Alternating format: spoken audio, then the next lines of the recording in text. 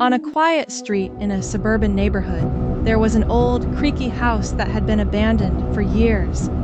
The paint was peeling, the windows were cracked, and the front door was always slightly ajar, as if inviting someone in. No one dared to go near it until the Johnson family moved into the house next door. At first, everything seemed normal. The Johnsons were a typical family: father, mother, and their two young kids, Jason and Emma. They were thrilled to finally have a place of their own, away from the bustling city.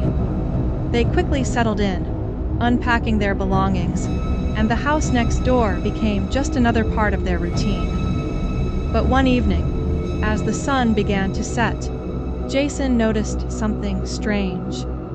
From his bedroom window, he could see the abandoned house in the distance.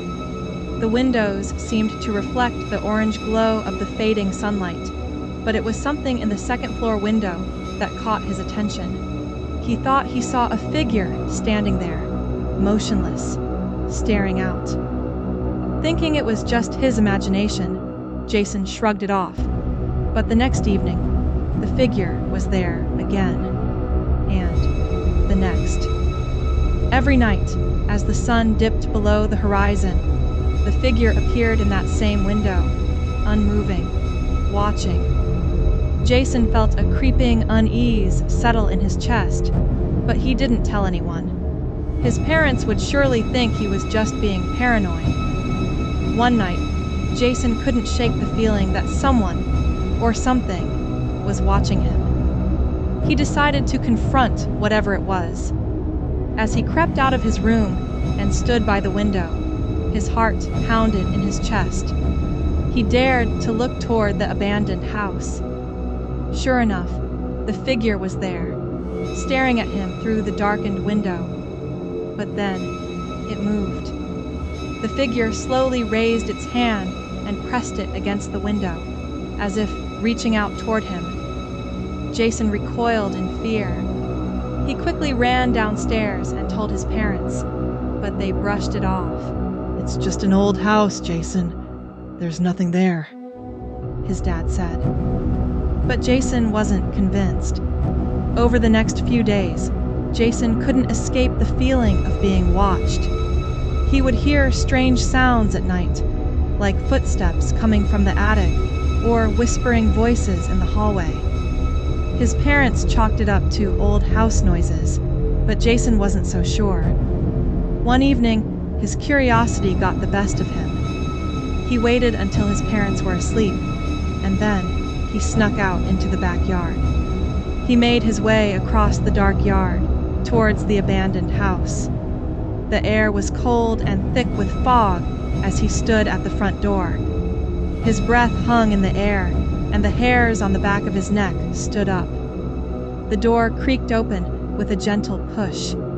Inside, the house was covered in dust and decay. The walls were cracked, and the floorboards groaned under his weight. Jason stepped carefully, feeling his way through the dark house. He didn't know what he was looking for, but something compelled him to explore. As he made his way up the staircase, a strange feeling of dread washed over him. His heart raced with each step. When he reached the second floor, he found the room with the window where the figure had always stood. The air was unnaturally still, and the room felt colder than the rest of the house. Jason approached the window and peered outside. He couldn't see the Johnson house from here. It was too far away. But as he turned back to the room, his breath caught in his throat. There, in the corner of the room, was an old rocking chair. It creaked gently as if someone had just been sitting in it. Suddenly, the sound of footsteps echoed through the house. Jason spun around, but there was no one there. His blood ran cold. Then, a voice, low and raspy, whispered his name. Jason, frozen in place, he looked toward the doorway. A figure stood there, cloaked in shadow. Its eyes gleamed with an unnatural light, and its face was twisted into an expression of pure malice. It stepped forward, its movements slow and deliberate, and Jason could hear its heavy breathing, like it was struggling to make its way closer. Terrified, Jason stumbled backward.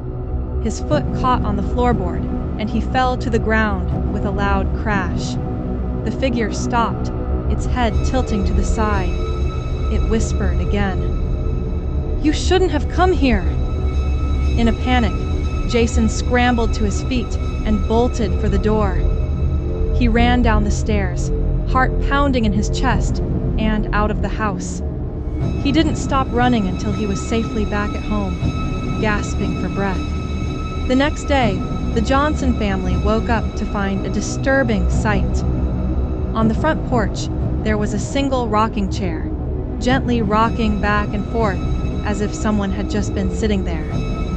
But there was no one around. Jason never went near the abandoned house again, and he never told anyone what he saw. But every time he looked out his window at night, he could still feel the eyes of that figure watching him from the darkness.